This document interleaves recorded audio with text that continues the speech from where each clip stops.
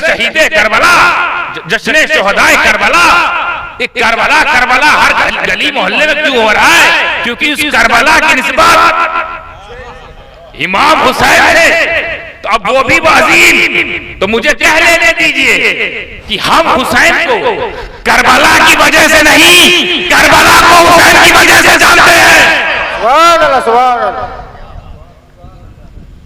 देखा निस्बत, मैदान था, आज ईमान बना है, आज मोहब्बत का ईमान बना हुआ है, इश्क का मोहब्बत का किबला बना हुआ था। तो मैदान आले रसूल के कदम पड़ा, नवासे रसूल कदम पड़ा, करबला करबला हो गया।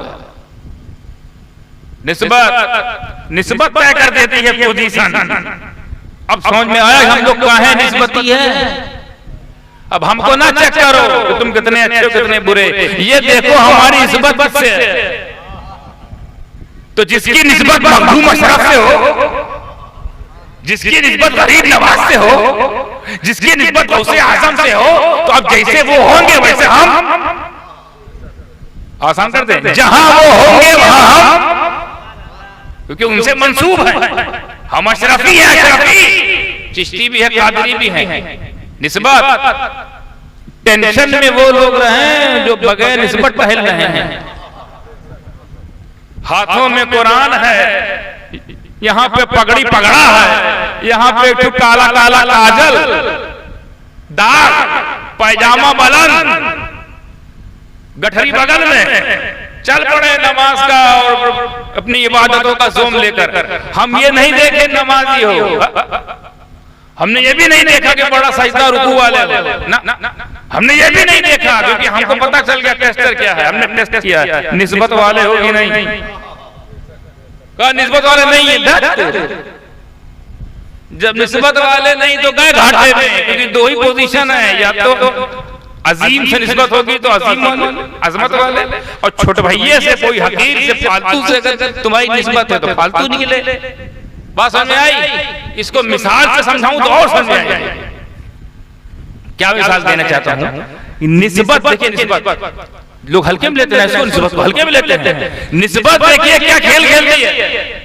निस्बत की जादूगरी दिखाऊं, निस्बत का करिश्मा साजी दिखाऊं, हैरत करेंगे आप। एक ही निस्बत से पोजीशन चेंज, चीज एक है, निस्बत अगर बदल जाए तो हकीकत बदल जाए, उसके साथ मामला बदल जाए। कैसे? आप अपने ऊपर ले लीजिए, ये साहब, चाचा क्या नाम है आपका?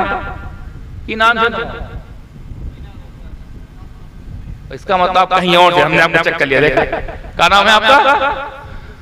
अब्दुल सईद। अच्छा, अब्दुल सईद।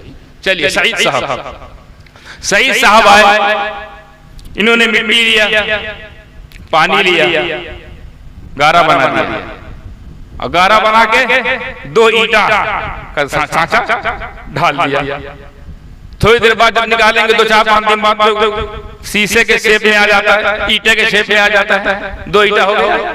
अब दोनों कहाँ डालेंगे? भट्टी में। कहाँ डालेंगे? भट्टी में। काहे करने के लिए? पक्का करने के लिए, लाल करने के लिए। लाल हो गया तो कई ईंटा सईद भाई के पास? 2 ईंटा।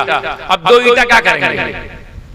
तो इन्होंने सोचा 2 ईंटे से कुछ होता होता तो है नहीं, काम करते हैं, 1 ईंटा हम लगा देते हैं मस्जिद में। हाँ, कुछ तो काम आए। और 1 ईंटा जो है जरूरत पड़ी हमारे संडास में, टूट गया वहां का ईंटा, तो 1 लगा ताकि डिसबैलेंस ना रहे। ऐसे हो गया मामला, तो 1 ईंटा लगा देंगे तो बराबर हो जाएगा। अब इनकी अपनी सोच थी, इनके घर में जरूरत थी, इनके टॉयलेट में 1 ईंटे की, तो लगा दिया, तो काम आए ना 2 ईंटा। हाँ, किसी को हल्के में ना लिया करो, कोई कहीं भी काम आ सकता है। हाँ, किसी को हल्के में न लेना।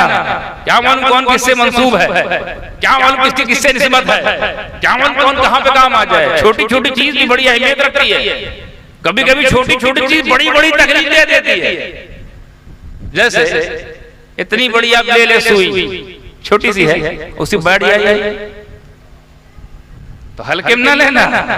तो अब अल मुख्तसर चाचा ने लिया, सईद दादा 2 ईंटा लगा दिया। एक कहां लगाया? मस्जिद में। एक कहां लगा दिया? टॉयलेट में। अब हो क्या रहा है देखो मामला। निस्बत निस्बत खेल देखिए, जो ईंट मस्जिद में लगी है उसके बारे में जो टॉयलेट में ईंट लगी है वो क्या सोच रही है वो देखिए। वो जो टॉयलेट में ईंटा लगा है वो बैठे बैठे ये सोच रहा है ये तो गजब हो गया, ये तो बहुत गजब हो गया। क्या हुआ?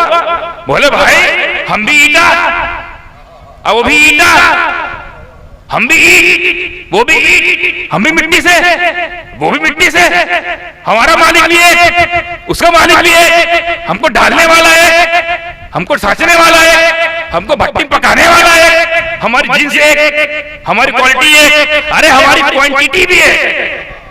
लेकिन हम क्या देख रहे हैं, वो जो हमारा भाई मस्जिद में लगा है ईटा, उसका तो भाई हुआ है ना, हम जिन्स है।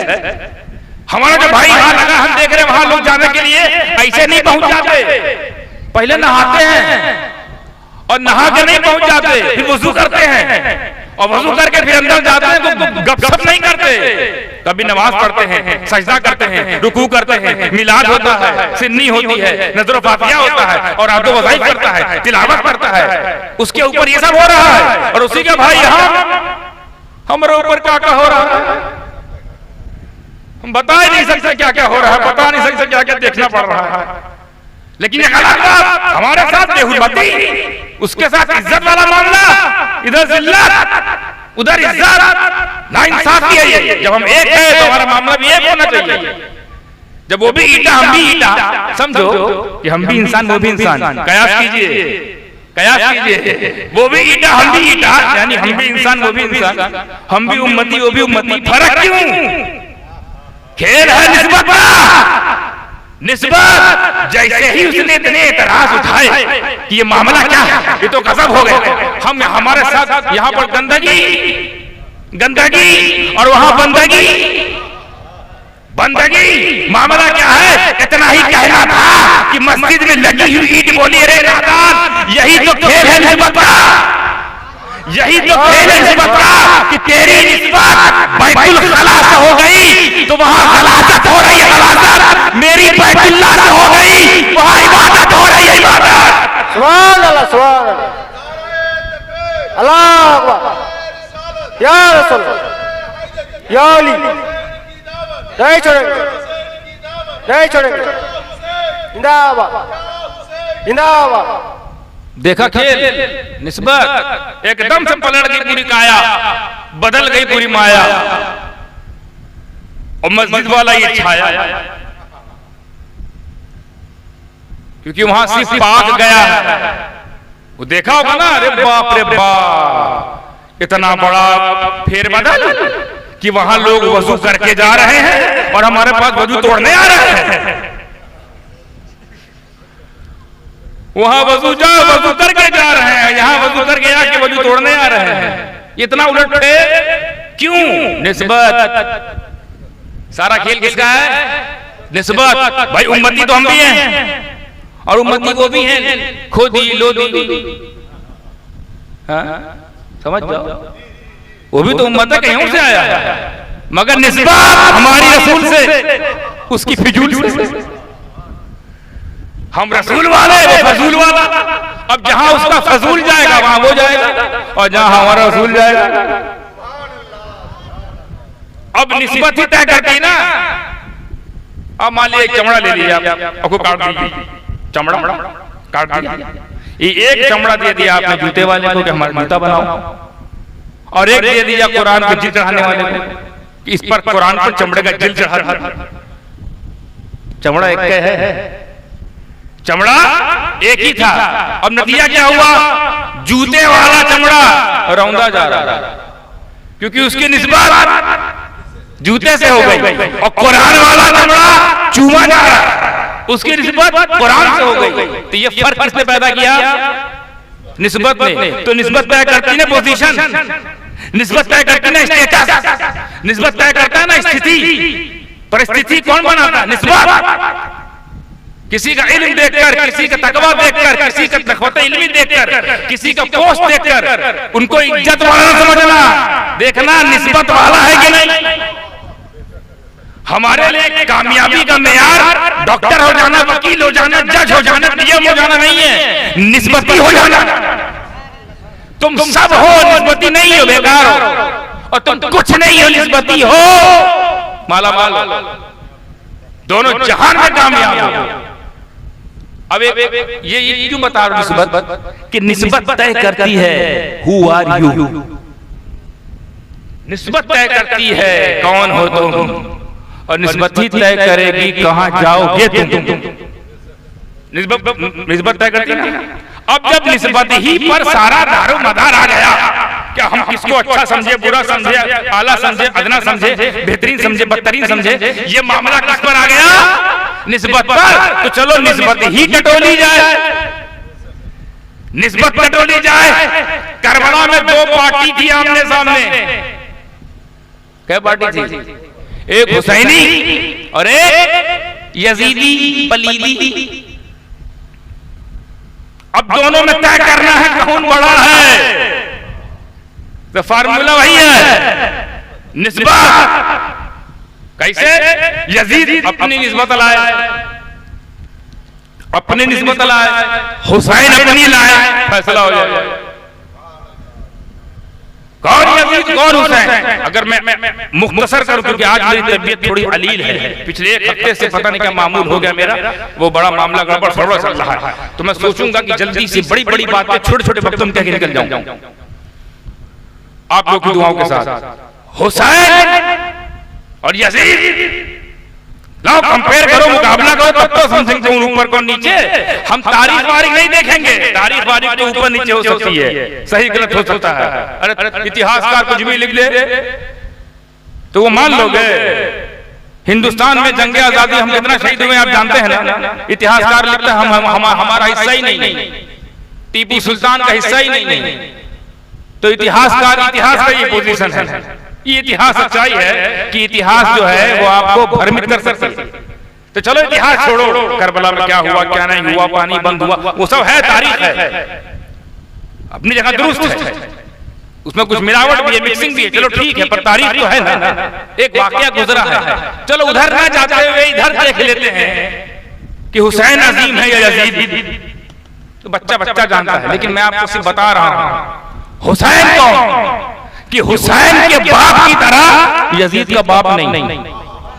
लाओ निस्बत, अरे हुसैन का बाप छोड़ो, हुसैन की तलवार की तरह यजीद की तलवार नहीं, हुसैन के किरदार की तरह यजीद का किरदार नहीं, हुसैन के असगर की तरह यजीद में कोई असगर नहीं, हुसैन के अब्बास की तरह यजीद में कोई वफादार नहीं, हुसैन के अली अकबर की तरह यजीदियों में कोई नौजवान नहीं। अरे हुसैन की मां की तरह यजीद की मां नहीं, हुसैन के नाना की तरह दुनिया में कोई इंसान नहीं। हुसैन की तिलावत की तरह किसी की तिलावत नहीं है, हुसैन की शहादत की तरह किसी की शहादत नहीं, हुसैन के सवार की तरह, अल्लाह का जुमला समझ में आया, हुसैन के सवार की तरह जिसका सवारी रसूल हो, हुसैन के सवार की तरह दुनिया में कोई सवार नहीं, हुसैन की सीरत की तरह दुनिया में किसी की सीरत नहीं, हुसैन की किरदार की तरह किसी का किरदार नहीं, हुसैन के जज्बा की तरह यजीद के जज्बा नहीं, हुसैन के हौसले की तरह किसी का हौसला नहीं। और तो हुसैन की, अरे हुए तो हुसैन है, हुसैन हुसैन की शान की तरह किसी की शान नहीं, तो हुसैन के खानदान की तरह।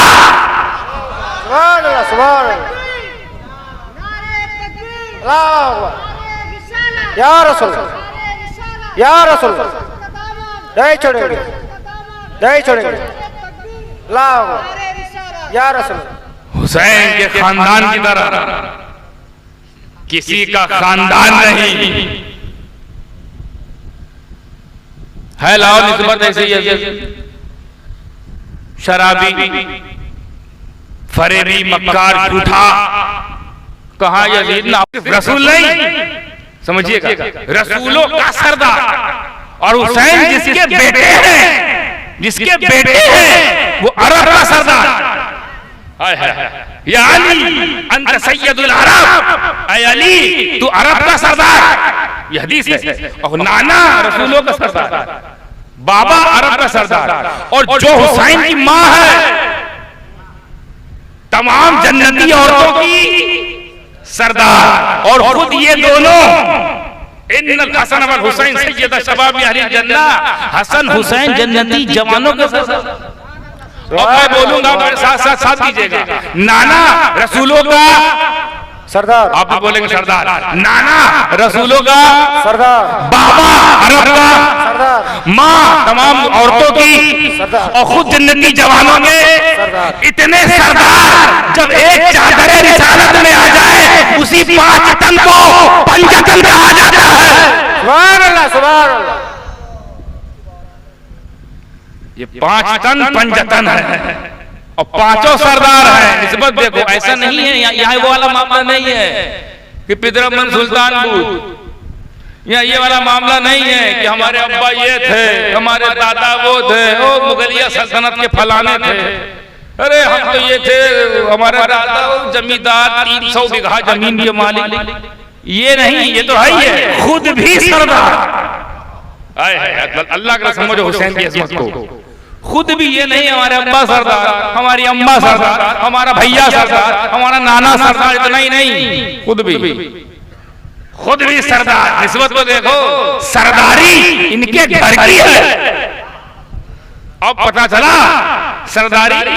अच्छा, एक और जो एक नुक्ता इसमें निकल के सामने आता है, मैं कोशिश करता हूँ आप लोगों को बता के निकलूं। हदीस क्या है? हसन हुसैन जन्नती जवानों के सरदार। अच्छा, ये किसके सरदार हैं? जन्नती जवानों के। तो क्या हजरत इमाम हुसैन की सरदारी देखने के लिए जन्नत जाना पड़ेगा? इतना लंबा सफर, पहले उसके लिए मरे, फिर धसे, फिर उठे, फिर हिसाब दे, फिर अल्लाह जाने क्या हाल होगा, फिर जन्नत में जाए, तब जाके देखेगा अच्छा इन जवानों के आप सरदार हैं। इतना लंबा सफर सरदारी देखने के लिए थोड़ा लंबा है, बड़ी दुश्वारी है, बड़ा मुश्किल है। तो या अल्लाह, ये तो बहुत मुश्किल है। हम चाहते हैं कि हुसैन पाक की सरदारी जिन जवानों की है, जिन जवानों को उनकी सरदारी है, हम उनकी ज़ियारत करना चाहते हैं। वो खुशनसीब जवान कौन है? वो खुशनसीब नौजवान कौन है जिनकी सरदारी खुद हुसैन करे? तो इतना लंबा सफर तय करने की जरूरत नहीं। अगर चाहते हो कि उनका दीदार करें, उनको देखें, उनसे मिले, जिनकी सरदारी जन्नत में इमाम हुसैन करेंगे, तो अपने माथे की आंखों से इसी दुनिया में देखो और तलाश करो उन नौजवानों को जो आज ही अपने हुसैन को अपना सरदार मानते हैं। सुभान अल्लाह, सुभान अल्लाह। तो सिंपल सी बात है ना, हमें यहाँ सरदार मानोगे तब तो वहां सरदारी करेंगे। तो तुम हुसैन को अपना सरदार मानते हो कि नहीं? वो खुशनसीब तुम लोग हो, तुम्हारी सरदारी हुसैन करेंगे। कुर्बान जाओ अपनी किस्मत पर, और कुर्बान जाओ ऐसी निस्बत पर। तुमको जो अजीम बना रही है ना निस्बत का खेल है भाई। उम्मत में कोई पहली उम्मत आई है, ये कोई पहली उम्मत आई है। इससे पहले भी तो उम्मत थी ना, आदम की उम्मत, नूह की उम्मत, इब्राहिम की उम्मत, मूसा की उम्मत, ईसा उम्मत तो आती रही। इस उम्मत में ऐसी क्या खास बात कि जिस उम्मत में आने के लिए ईसा दुआ करे? इस उम्मत की ऐसी क्या खास बात? इस उम्मतियों का ऐसा कौन सा अमल है? ये उम्मत ऐसा कौन सा अमल कर रही है कि ईसा रसूल होकर कहे या अल्लाह मुझे भी उस उम्मत में भेज, मैं उस उम्मत का दीदार करना चाहता हूं। तो पूछने वाले ने मुझसे पूछा, समदानी मियां आखिर ये उम्मत करती क्या है? मैंने कहा ये उम्मत का अमल ना देख, इस उम्मत की निस्बत किससे है? सुभान अल्लाह, सुभान अल्लाह। इस उम्मत की निस्बत जिस रसूल से है, उस रसूल की रिसालत की तरह किसी की रिसालत, उस रसूल की नबूवत की तरह किसी की नबूवत नहीं, और उस रसूल की शरीयत की तरह किसी की शरीयत नहीं, तो उसी रसूल की उम्मत। अब समझ में आया निस्बत क्या क्या खेल खेल रही है, कहां से कहां पहुंचा देती है। इसीलिए हुजूर मुफ्ती आज़म हिंद रहमतुल्लाह अलैह एक शेर में फरमाते हैं, मेरे अमाल का बदला तो जहन्नम ही था, मेरे अमाल का बदला तो जहन्नम ही था। मैं तो जाता मगर सरकार ने जाने न दिया, मैं तो जाता मगर सरकार ने जाने न दिया। अमाल पर ही अगर मामला होता तो मेरे अमाल का बदला तो जहन्नम है, पर जा क्यों नहीं रहे हैं? क्योंकि निस्बत रसूल से है, उम्मती होने की निस्बत रसूल से। तब बताइए, जब हम उम्मती रसूल होकर इतने पावरफुल हैं, तो इमाम हुसैन नवासे रसूल होकर,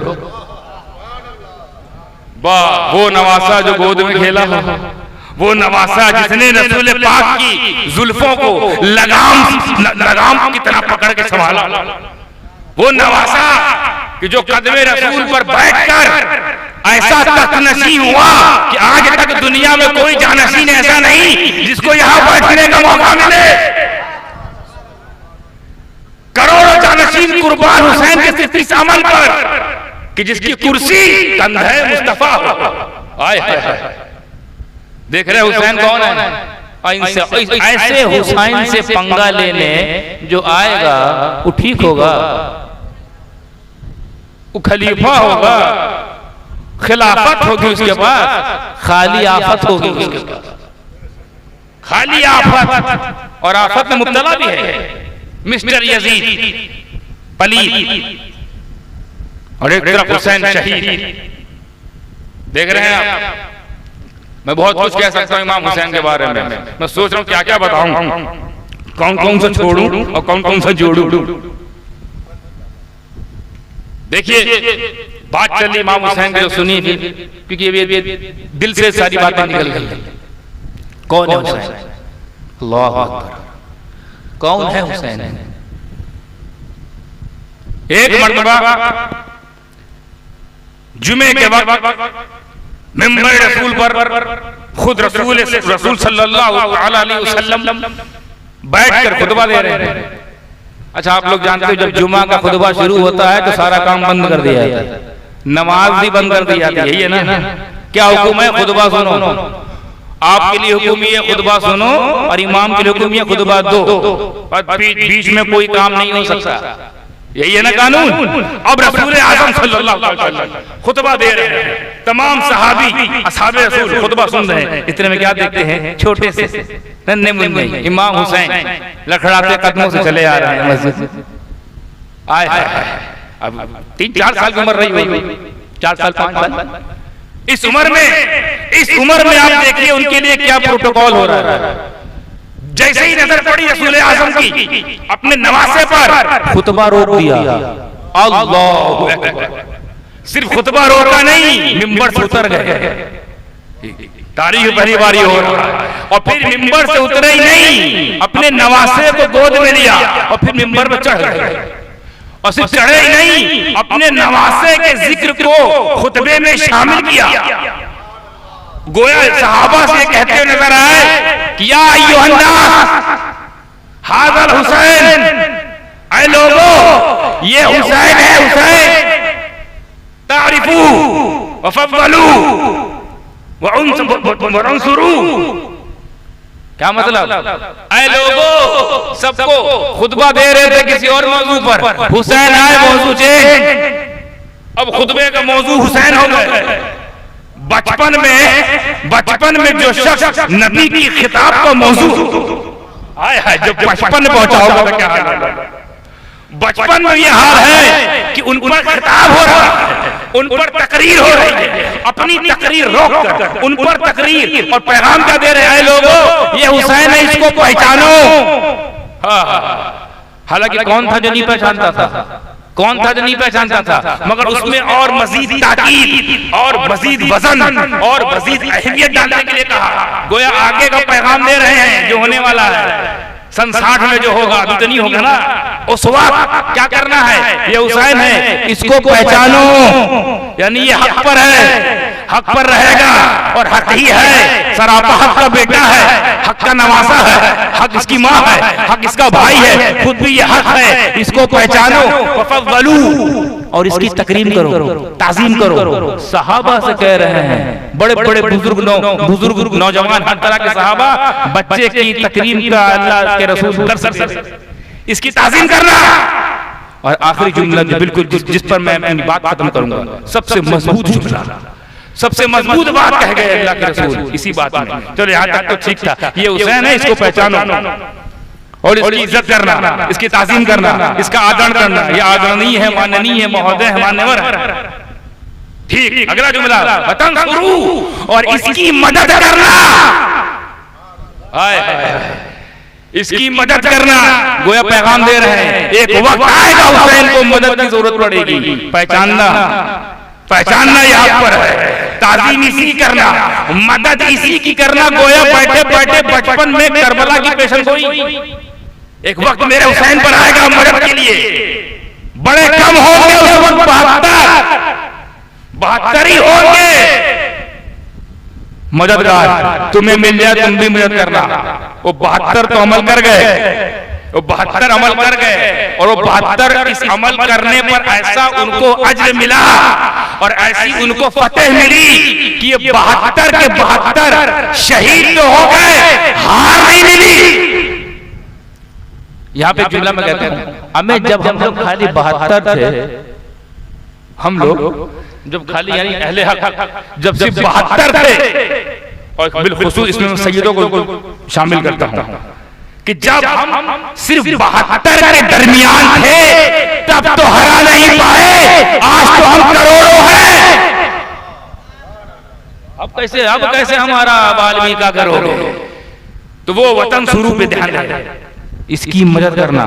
अब सवाल करने वाला एक सवाल उठा सकता है, आपके जहन में मैं एक सवाल यहां से भेज रहा हूं, कैच कीजिए। सवाल करने वाले सवाल ये कर सकता है, ये बताइए रसूलों का काम है दीन की मदद करना, और दीन की मदद करवाना, शरीयत की मदद करना, शरीयत की मदद करवाना रसूल का ही काम है।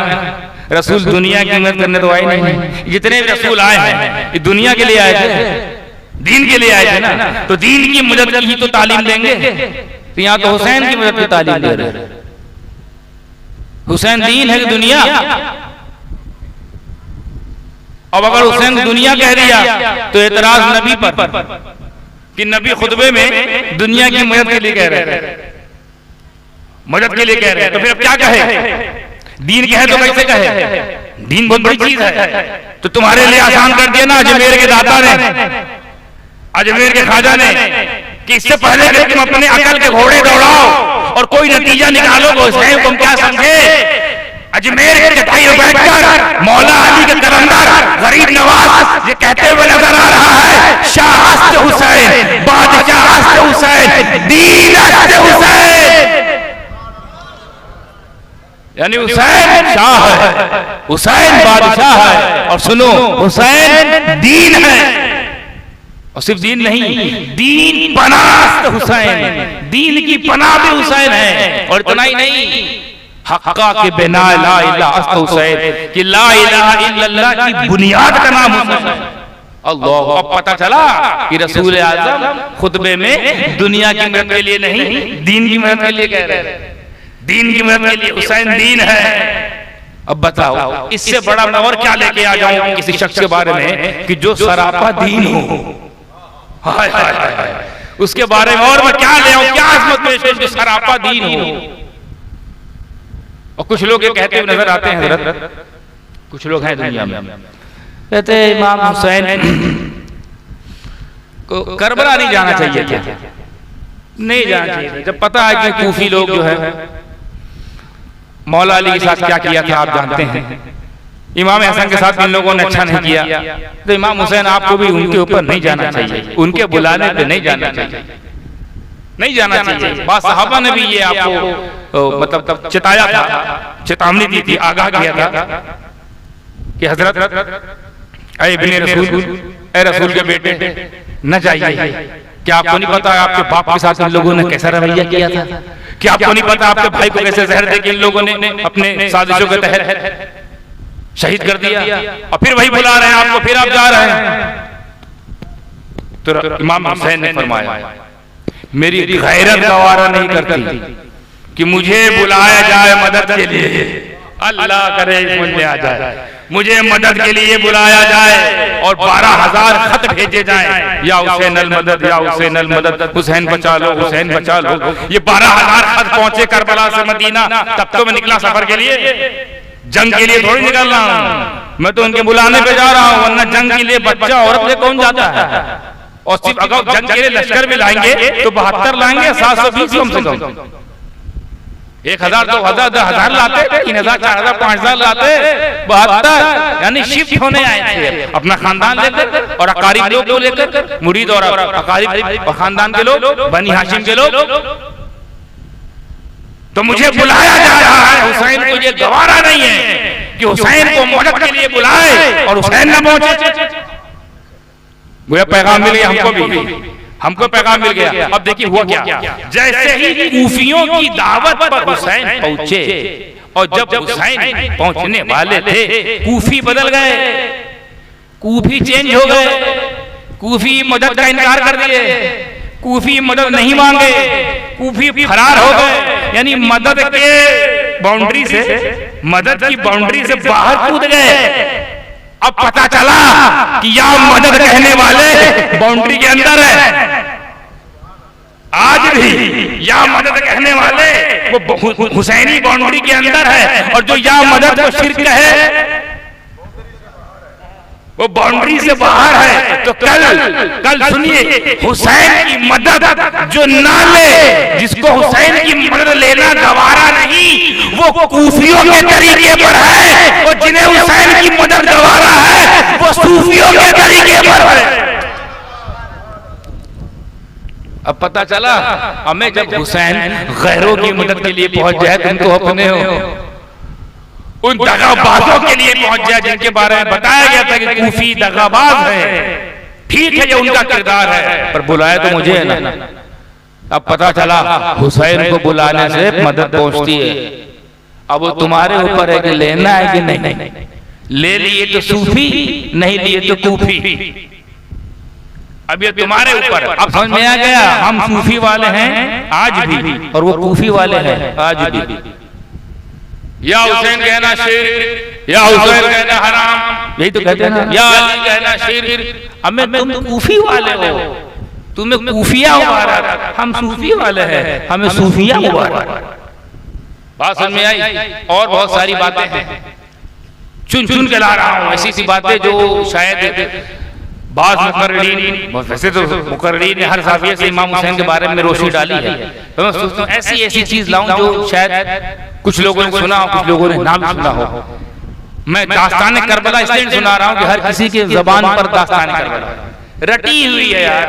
अब रटी ही क्या रटा है, क्योंकि हम, मेरा ईमान है, दास्तान करबला की वजह से हमने हुसैन को नहीं पहचाना, बल्कि हुसैन की वजह से करबला को पहचाना है। तो करबला थोड़ी हुसैन की शान है, हुसैन अपनी जो शान है वो बता रहा हूं, वो खुद इंडिविजुअल व्यक्तिगत तौर पर वो क्या है, व्यक्तिगत तौर पर वो सरदार है, व्यक्तिगत तौर पर वो दीन है, दीन। और उसी दीन को बचाना था ना, जो खुद थे, उसी दीन को बचाना था। तो जैसा कि मेरे भाई अभी शहीद माल से फरमा रहे थे कि दीन को बचाने के लिए करामत नहीं, इस्तिकामत चाहिए। और इस्तिकामत किसे कहते हैं? जो करामत से बड़ी हो। अब पता चला कि वलियों ने करामत दिखाई है, क्योंकि ये हुसैन से बड़े नहीं है, और हुसैन ने इस्तिकामत दिखाई है, तमाम वलियों से बड़े। तो कंपेयर ना करना कभी गलती से, अरे यार पानी में तो आ गया था पूरा कूसा, कूसे में सारा पानी आ गया था, हुसैन कहाँ नहीं ला पाए। ड्यूटी चेंज थी ना, ड्यूटी अलग अलग थी, यहाँ ड्यूटी कुछ और थी, वहाँ ड्यूटी कुछ और थी। यहाँ ड्यूटी थी फैलाना है, वहाँ ड्यूटी थी बचाना है, और दोनों ड्यूटी में ब्यूटी है, दोनों में ब्यूटी है, बड़ी अजीम ड्यूटी है। और अल्लाह करे ऐसी दुआ किया करो, या अल्लाह हमसे भी कोई ड्यूटी हमारे औकात के हिसाब से ले ले जो तेरे दीन की खिदमत कर सके। जरूरी नहीं गर्दन ही देना पड़े, कभी कभी चंदे से भी काम चल जाता है, जरूरी नहीं कि अब घर घर लुटाया जाए, कभी कभी सदका देने से भी काम चल जाता है। ये सब भी ड्यूटी है, और इसी ड्यूटी में ब्यूटी है, इसीलिए ड्यूटी करने वालों को ब्यूटीफुल जन्नत मिलेगी। तो हुसैन खुद व्यक्तिगत तौर पर, अल्लाह अकबर, क्या क्या बताऊं हुसैन पाक के बारे में। अल्लाह, हुसैन अलैहिस्सलाम बचपन का वाकया है, बचपन का। हालांकि वाकया में निगारी करना मेरा मकसूद नहीं, मैं अक्सर अपनी तकरीरों में वाकया नहीं सुनाता, वाकया सुनाने में वक्त बहुत लंबा होता है और मतलब की बात निकल नहीं पाती। लेकिन अगर किसी वाकये से कोई नतीजा निकलता है तो मैं उसको शॉर्ट में निकाल के पेश करके आगे बढ़ जाता हूं। बड़ा मशहूर वाकया है, बहुत मशहूर वाकया है। छोटे थे हुसैन अलैहिस्सलाम, और उतने ही छोटे थे, आसपास की उम्र में थे अब्दुल्ला इब्ने उमर, उमर के बेटे अली के बेटे, दोनों दोस्त, और दोनों खेल रहे हैं। और उमर के बेटे इब्ने उमर, अब्दुल्ला इब्ने उमर, ये चढ़ गए खजूर के पेड़ पे। और खजूर तोड़ने लगे।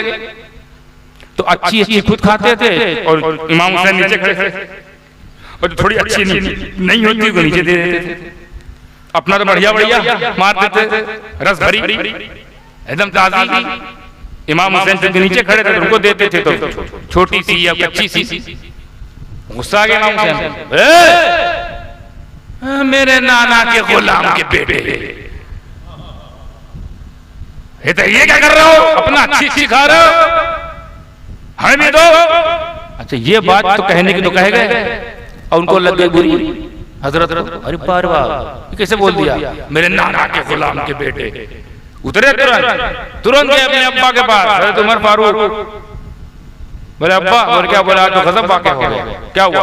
बोले ऐसी ऐसी बात थी, मैं ऊपर से उनको दे रहा था नीचे खजूर, हो सकता है काक दो खजूर उनसे गड़बड़ चली गई होगी या कुछ कच्ची पक्की रही होगी, तो उस पर हुसैन गुस्सा होकर बोल रहे हैं, अरे मेरे नाना के गुलाम के बेटे। यानी वो वही बताना चाहते कि तुम ये हो और हम क्या हैं, वही बताना चाहते हो। मिट्टी मिट्टी जो खा रहे हो, गुलाम के बेटे हो, हाँ, और हम इमाम के बेटे हैं। अरे मेरे नाना के गुलाम के बेटे कह दिया। तुमने सुना? अच्छा ऐसा कहा हुसैन? जैसे ही कहा, बुलाओ। वैसे उमर फारूक का तेवर बड़ा मशहूर था भाई, जलाली, रोब वाले, जोम वाले इंसान, हमें जिनसे शैतान कट ले। उमर फारूक की शान ये थी कि जब चलते थे शैतान अगर आता था रास्ता बदल देता था।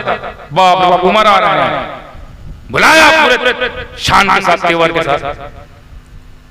वो भी आ गए हुसैन।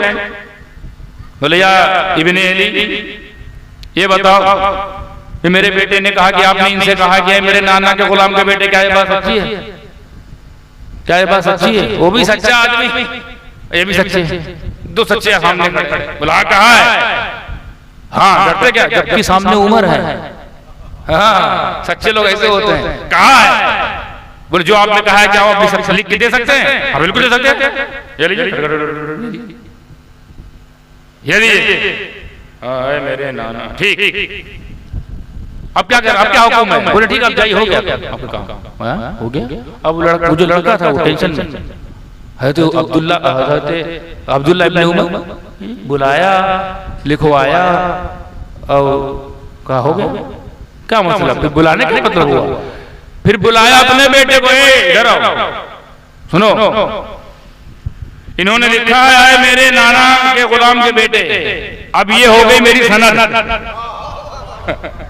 अब ये हो गई मेरी सनद, क्योंकि सनद किसको कहा जाता है? जब कोई बड़ा किसी को दे। नुक्ता, सनद कौन देता है? बड़ा या छोटा? बड़ा। मेडल कौन देता है? बड़ा या छोटा? तो सनद किसने दी?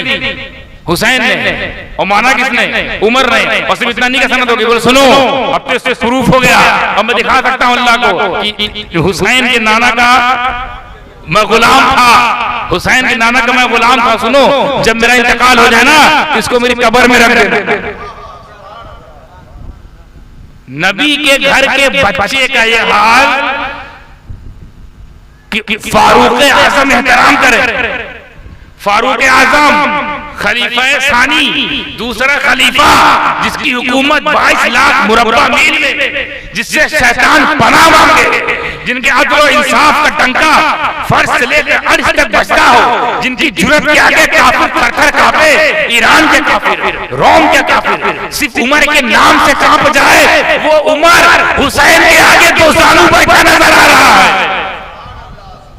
क्या हुसैन, ये आपने जो कह दिया कि मेरे लिए सनद हो गई, हालांकि इस उमर के पास तकवा भी था, नमाज भी है, रोजा भी है, हज भी है, ज़कात भी है, खैरात भी है, सदकात भी है, बरकत भी है, हसनात भी है, तमाम तरह के मामलात भी है, नेकियां हैं, बिर है, अबरार और खैरुल अबरार की सुन्नतों में चलने वाला है। मगर सनद मुझे आज मिली, मुझे मेरी नमाज पर वो यकीन नहीं जो आज हुसैन के कलम पर है।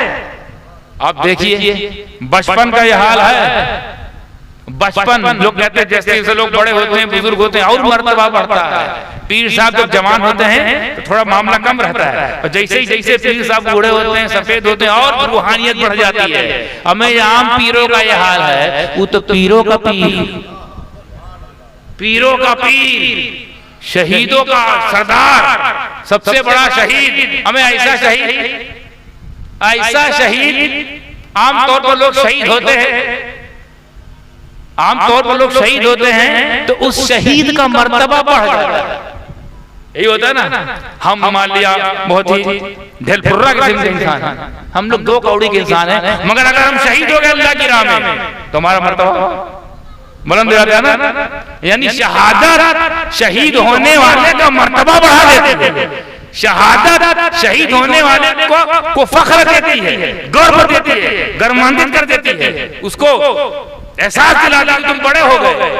फर्क ये है हमारी शहादत में और हुसैन की शहादत देखो, हम ऐसे शहीद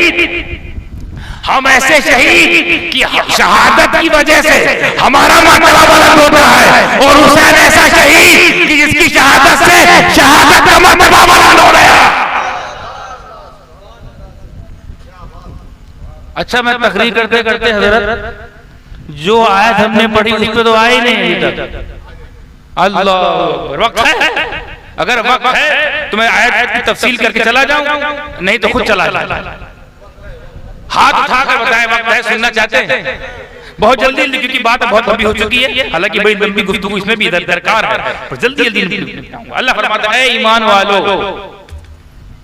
इस्तईनू, मदद तलाश करो। ऐ ईमान वालों, या अय्युहल्लज़ीना आमनू, ऐ ईमान वालों इस्तईनू, मदद तलाश करो, मदद तलब करो।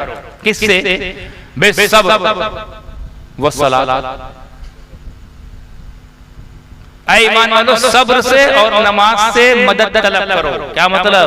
जब तुम्हें कभी मदद दरकार हो, कोई हाजत हो, कोई परेशानी हो, कोई दिक्कत हो, मदद चाहते हो, 2 रकात नमाज नफिल की पढ़ लो, हाजत की नमाज, तौबा की नमाज, इस्तिग़फ़ार की नमाज, नमाज चाश, तौबी, नमाज इस्तिखारा की अगर मदद चाहिए, नमाजें बहुत सारी नमाज हैं, हुआ भी नचाश है, या ऐसे ही भी नवाफिल है, पढ़ा इसलिए आता है ताकि पेश करूं, फिर इस नमाज के वसीले से दुआ मांगे, इसी को मदद कहते हैं।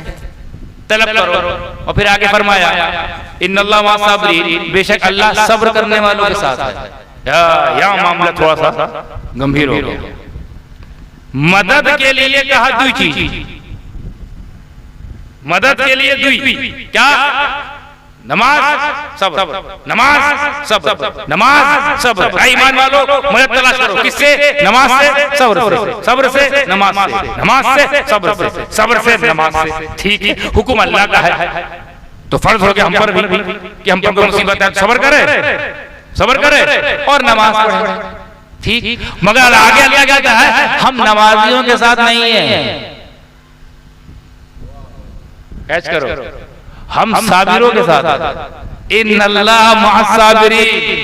अच्छा, हुक्म दिया है 2, अमल दिया है 2, ऑर्डर दिया है 2 का कि नमाज के साथ और सब्र के साथ मदद मांगना, नमाज के साथ और सब्र के साथ। और सुनो, जब मेरे रहने के बाद है मैं किसके साथ हूं? तो मैं नमाजी नहीं, साबिरों के साथ। इन्नल्लाह मअस-साबिरीन। आप सोचेंगे ये कैसा गजब हो गया, अमल कर रहे हैं 2 और साथ मिल रहा है 1 में, तो ऐसा क्यों? इसलिए बहुत जरूरी था कि अल्लाह ये क्लियर कर दे कि है अल्लाह किसके साथ, क्योंकि हम नमाज पढ़ रहे हैं, सब्र भी कर रहे हैं। अब अल्लाह पूछे अल्लाह तो किसके साथ है, तो अल्लाह ने क्लियर कर दिया भाई मैं सब्र करने वालों के साथ। क्यों? क्योंकि हो सकता है नमाज सब पढ़ते ही है, हमें 73 के 73 नमाज पढ़ते हैं। अब अल्लाह बोले मैं नमाजियों के साथ, तो सबके साथ अल्लाह को होना पाया जाता, हमारे साथ भी, उनके साथ भी, इनके साथ भी, इनके उनके मतलब वही लोग, समझ जाओ, इनके साथ उनके साथ, इधर भी उधर भी और इधर भी। लेकिन नहीं, मैं हर नमाजी के साथ नहीं, साबिरों के साथ हूं।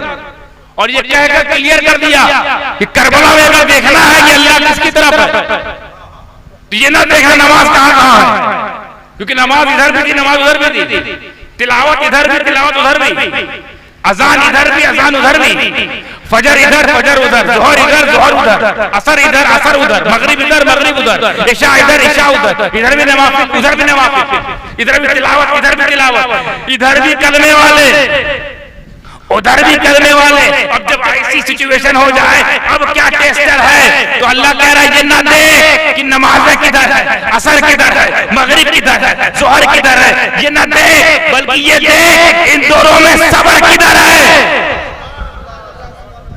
तो जिधर सब्र उधर खुदा। खुदा साबिर के साथ होता है, जाबिर के साथ नहीं। अब जाबिर चाहे जितना नमाजी हो, अल्लाह का साथ नहीं मिलेगा। और साबिर तन्हा भी, अगर अपनी कहीं भीड़ में तन्हा भी है तो तन्हा नहीं, उसके साथ अल्लाह है। और जिसके साथ अल्लाह हो वो तन्हा है, ये कैसे सोचिए। अगर तन्हा है और सब्र का दामन हाथ में है तो अल्लाह है, और जिसके साथ खुदा हो जाए, सारी खुदाई के साथ, गरीब नवाज के साथ खुदा, सारी खुदाई वहां पड़ी हुई है। अब गौसे आजम के साथ खुदा, सारी दुनिया वहां जा रही है। मखदूम अशरफ के साथ खुदा हो गया, अपने पराए सब वहां जा रहे हैं। क्यों? क्योंकि तुम्हारे साथ खुदा नहीं है, उनके साथ खुदा है। क्योंकि वो खुदा वाले हैं, उनके साथ अल्लाह है, क्योंकि वो अल्लाह वाले हैं। तो इसकी तफसीर हो गई कि जब भी कोई मुसीबत आ जाए तो नमाज का दामन थामना है और नमाज पढ़ के सब्र करना है। क्यों? क्योंकि नमाज में आप दुआ करेंगे, नमाज में आप दुआ करेंगे, और दुआ का फल थोड़ी देर बाद आता है। कभी तुरंत आता है, कभी 1-2 साल बाद, 1-2 महीने बाद आता है। तो तब तक क्या करें? ये दोनों पकड़े रहो, नमाज, दुआ और उस इंतजार का नाम सब्र। ये करते रहो, फिर क्या होगा नतीजा? अल्लाह तुम्हारे साथ। सिर्फ नमाज है, सब्र नहीं, घाटे में नमाज है और सब्र है तो अल्लाह साथ है। और कुर्बान जो हुसैन की जिंदगी पर, आए अल्लाह करे ये वाला जुमला भी आपको नुक्ता समझ में आएगा इंशाल्लाह। इस बात कोशिश करूंगा कि मैं बात खत्म कर दूं। हुसैन की जिंदगी देखो, कुरान थ्योरी है कि नहीं?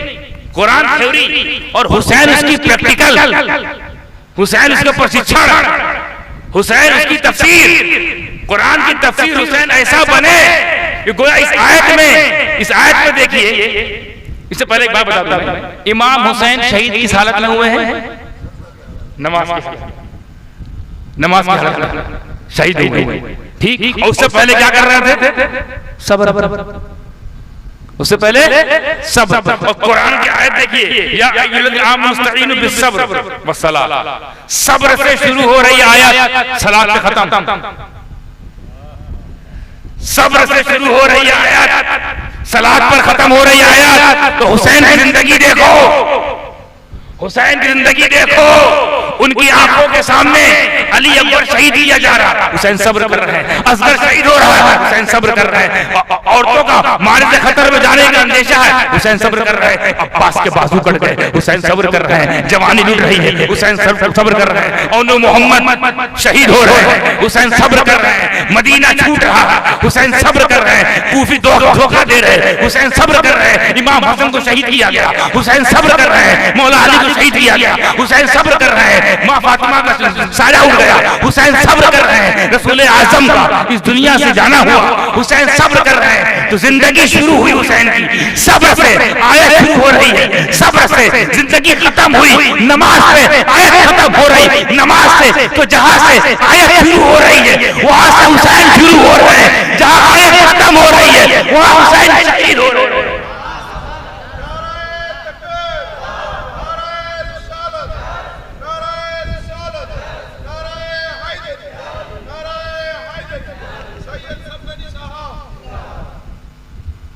इस आयत की तफसीर बन के कोई अगर चमक रहा है तो करबला वाला हो, सुल्तानुल औलिया इमाम हुसैन अली मकाम रज़ियल्लाहु ताला अन्हु अलैहि सलाम। क्या जिंदगी है उनकी, कुरानी जिंदगी। एक हम लोग की शैतानी जिंदगी है, हम लोग जो जी रहे हैं वो शैतानी जिंदगी है। हुसैन पाक को देखो, कुरानी जिंदगी। कुरान पढ़िए, इस जिंदगी देखिए, लग रहा है कि कुरान की तफसीर है। चलता फिरता कुरान, एक तो बोलता कुरान है, खामोश कुरान है। खामोश कुरान को कुरान कहते हैं, बोलते कुरान को नबी का खानदान कहते हैं। आगे बढ़े, वला तक़ूलू लिमन युक़्तलू फ़ी सबीलिल्लाहि अमवात।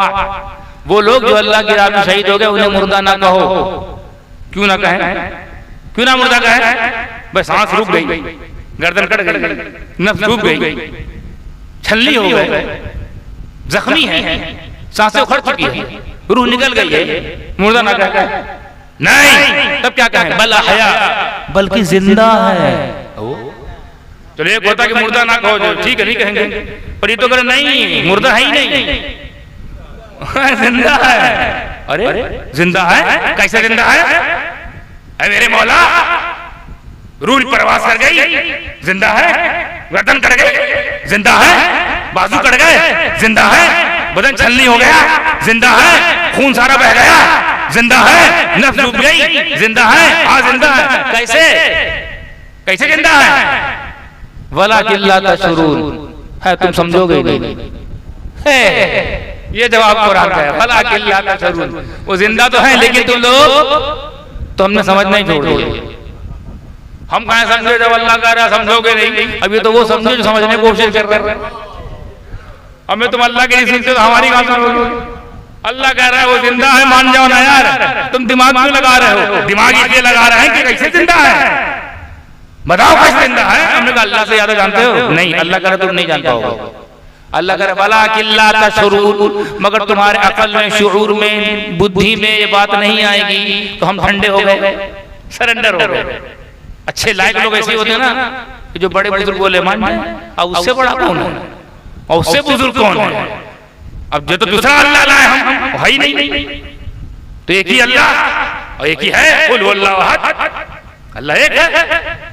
अच्छा, उस एक ने क्या कहा? उस एक ने ये कहा कि समझ में नहीं करो, दिमाग में नहीं आएगा कैसे जिंदा है, तो हम टेंशन फ्री हो गए। अल्लाह जाने और वो शहीद जाने, वो अल्लाह जाने और ये जिंदा जाने कैसे जिंदा है। अच्छा, यहीं पे नहीं रोका, हो सकता है कुछ लोग ये कहे कि चलो अल्लाह ने कहा कि उनको मुर्दा ना कहो, उनको मुर्दा ना कहो, उनको मुर्दा ना कहो, बल्कि वो जिंदा है। हो सकता कहने के लिए मना किया गया है, अदब आदर की वजह से, सम्मान की वजह से, मान सम्मान के लिए कि मुर्दा तो है तो कहो ना। नहीं, जैसे हम लोग आपस में बात करते कि हाँ हमारे अबू इस मामले में गलत तो है पर कहेंगे नहीं, ये हमारे भैया जो है बहुत गलत कर रहे हैं पर कह नहीं सकते, अदब सम्मान है। तो हो सकता है वही वाला मामला यहाँ भी हो, शहीद तो है मगर वाला तकुलू ना कहो, ठीक है नहीं कहेंगे, मगर सोच तो सकते हैं, सोच सकते हैं कि हाँ कहेंगे नहीं, पर जानते तो हैं कि एक्सपायर हो गए। इतना सोचना था कि एक और आया था लोग, वला तहसबन्नल्लज़ीना कुतिलू फी सबिलिल्लाहि अमवात बल अहयाउन इंद रब्बिहिम युरज़क़ून, और भारी भरकम ऑर्डर। यहीं तक अगर मान जाते तो इसकी जरूरत ना थी। अल्लाह को पता था कुछ लोग आएंगे जो कहेंगे नहीं मगर मानेंगे, कहेंगे तो नहीं मगर मानेंगे। तो तर्जुमा क्या है मालूम? हर चीज गुमान भी ना करना, सोच भी नहीं सकते, ख्याल भी ना करना। क्या वो लोग जो अल्लाह की राह में शहीद हो गए उन्हें मुर्दा कहना, ख्याल ना रखना, सोचना भी नहीं। कहा है बल अहया, बल्कि वो जिंदा है। अच्छा, और जो भारी वजन देखिए कितना भारी वजन वहां था, वो जिंदा है मगर तुम लोग समझ नहीं पाओगे, बात खत्म हो गई थी। यहाँ पर बल अहया इंद रब्बिहिम युरज़क़ून, यहाँ तो कलम ही तोड़ दिया अल्लाह ने। अल्लाह कह रहा है उनको मुर्दा सोचना भी नहीं, बल्कि वो जिंदा है और अपने रब की तरफ से खाते पीते हैं। और इतना खोल दिया, वो टेंशन में रहो, काहे समझने की कोशिश कर रहे थे।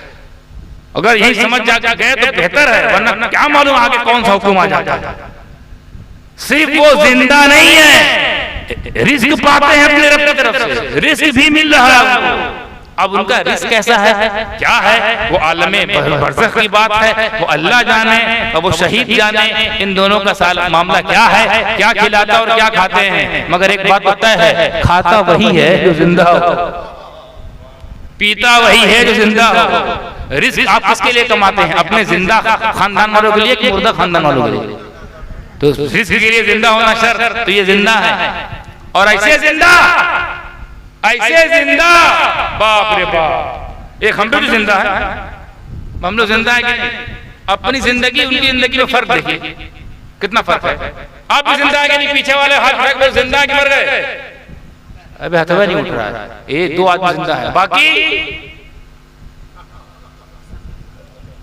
अरे दोनों हाथ उठा के अपनी जिंदगी का सबूत दीजिए, जिंदा है और आगे वाले जिंदा है। इसका मतलब हम लोग जिंदा है, हाथ पर उठा रहे हैं, लेकिन एक हम जिंदा और एक वो जिंदा। फर्क देखिए, हम अगर बैठे बैठे आप जिंदगी पे उंगली उठा देते, कैच कीजिएगा थोड़ा दिमाग को और खोल के, हम हाथ उंगली पे जिंदगी पे उंगली उठा देते और अचानक बोलते हैं जितने लोग यहाँ बैठे हैं सब मुर्दा, सबको मार डालूं मैं। अचानक सब मरे हुए, सब मुर्दा है, और कह के मैं तकरीर खत्म कर घर चला जाऊं। तो यही जो हमारे बगल में बैठे हैं कोई हमारे पानी साहब, ये सवाल खड़ा कर देंगे और एक मुफ्ती साहब के बाद पहुंचेंगे हजर कि छौछा से एक पता नहीं कौन आए थे, अपने आप का पीर साहब बोलते हैं, तकरीर करते हैं और दिखने में तो बड़े ब्यूटीफुल लगते हैं, पता नहीं क्रीम है पाउडर है क्या है कि अल्लाह का नूर है, दिखने में ठीक ठाक लग रहे थे, पर बात बड़ी भौंदी कर रहे। क्या बोले फरमाते हैं कि हमारी आंखों के सामने जितने जिंदा लोग थे सबको बोल दिया मर गए, सबको मुर्दा बोल दिया जिंदा को। तो क्या फरमाते हैं उलमाए दीन, मुफ्तियान शरअ मदीन उस शख्स के बारे में जो तमाम जिंदा लोगों को अचानक मुर्दा बना देते, सबको मुर्दा कह देते। तो अब जवाब देखें मुफ्ती साहब, जवाब लिखा, चूंकि सबको एलानिया मुर्दा बोलना ये एलानिया झूठ है, और एलानिया झूठ बोलने वाला फासिक होता है, और फासिक के पीछे नमाज नहीं होती। ये बम लेके आए हमारे लिए हजरत, जो कल आप जो बोले थे ना भोकाल में, खूब जोश में बोल गए सबको मुर्दा, आप फासिक हो गए। फासिक हो गए कैसे? बोले अरे आपने सबको मुर्दा कह दिया तो फासिक नहीं है, ये खुल्ला झूठ बोले, ये सब जिंदा है, हाथ पर हिला आपको मुर्दा, उनकी जिंदगी में आपने उंगली उठा दी, कहते हैं जिंदा ही नहीं है, इतना बड़ा झूठ बोल दिया तो फासिक हुए ना। हाँ फासिक तो हुए, एलानिया झूठ बोले तो फासिक तो होंगे। तो हजरत अब क्या होगा? अब आपके पीछे नमाज नहीं होगी, ये होगा। अच्छा हमारे पीछे नमाज नहीं होगी, पर हमारी अपनी तो नमाज होगी ना, कि वो भी नहीं होगी। हाँ आपकी अपनी हो जाएगी, आपके पीछे नहीं होगी। फर्क देखिए अपनी जिंदगी का कि मैंने बिला तमसील, बिला तमहीद, बिला ताखीर जुमला जो देने वाला उसको संभाल के रखिएगा। आपकी जिंदगी का ये आलम कि आपको अगर ये समदानी मुर्दा कह दे तो मैं फासिक हो जाता हूँ, फासिक। और शौहर हुसैन शहीदे करबला, तुम्हारी जिंदगियों को मेरा खानदान कुर्बान, तुम्हारी जिंदगी को मेरे माँ बाप कुर्बान। अगर कोई तुम्हें मुर्दा कह दे तो वो फासिक नहीं काफिर हो जाता है। नहीं समझे? काफिर कैसे हो जाएगा? इनकी जिंदगी की गवाही कुरान में है, कुरान ने जिंदा कह रहा है, तुम मुर्दा बोल दिए तो कुरान के खिलाफ, और कुरान के खिलाफ जाना कुफ्र है। ये देखिए हमारी जिंदगी उनकी जिंदगी में फर्क। तुमको कोई मुर्दा कह देना तो खाली वो फासिक हुआ, उसके पीछे नमाज नहीं होगी, उसकी अपनी हो जाएगी। और हुसैन को जिसने मुर्दा कह दिया उसकी अपनी भी नहीं होगी, उसके पीछे तो छोड़ो उसकी अपनी भी नहीं होगी। अब समझ में आया कि जो हुसैन को मुर्दा समझते हैं उनके पीछे नमाज काहे नहीं पढ़ते। अब समझ में आया जो हुसैनी नहीं है हम उनके पीछे उनको अपना इमाम नहीं बनाते, क्योंकि जब उसकी अपनी नहीं पूरी हो रही है वो हमारी क्या पूरी कराएगा। ये सब जवाब लेके जाइए आप लोग फ्री में झोली भर भर के।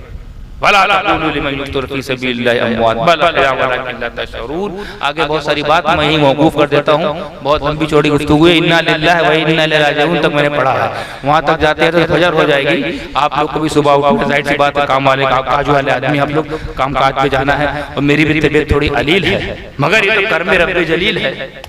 कितना सारा बोल गया उसी बात की दलील है, और जो समझ गया वो अजीज है, जो ना समझा वो जलील है। वाखिरु दवाना।